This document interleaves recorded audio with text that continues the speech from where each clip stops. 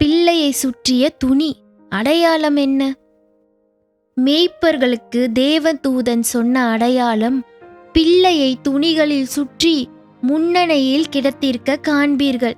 குழந்தைய துணில சுத்துறது swaddling clothes எல்லா அம்மாக்களும் செய்யறது தானே.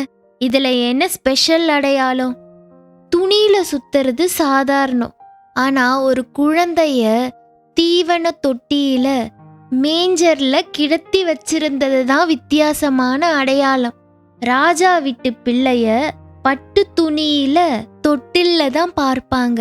ஆனா உலகத்தின் இரட்சகரை மாட்டு தொழுவத்துல சாதாரண துணியில சுத்தி வச்சிருந்தாங்க. இந்த முரண்பாடு தான் அடையாளம். நீங்க தேடுற கடவுள் மேகங்களுக்கு நடுவே இல்ல, இந்த மாதிரி எளிமையான கோலத்துல பலவீனமான குழந்தையா இருப்பார்னு தூதர்கள் குறிப்பு கொடுத்தாங்க. கடவுள் தன்னை வெளிப்படுத்தி கொண்ட விதம் இதுதான். அவர் நம்மை காப்பாற்ற கையில் ஆயுதம் ஏந்தி வரல, ஒரு குழந்தையா நம்ம அன்பை எதிர்பார்த்து வந்தார். ஸ்வாட்லிங் கிளாத் குழந்தைய அசையாம பாதுகாப்பா வச்சிருக்க உதவும். சர்வ வல்லவர் தன்னைத்தானே ஒரு துணிக்குள்ளடக்கி கொண்டு மனிதர்களோட அரவணைப்புக்காக காத்துக்கிட்டு இருந்தார்.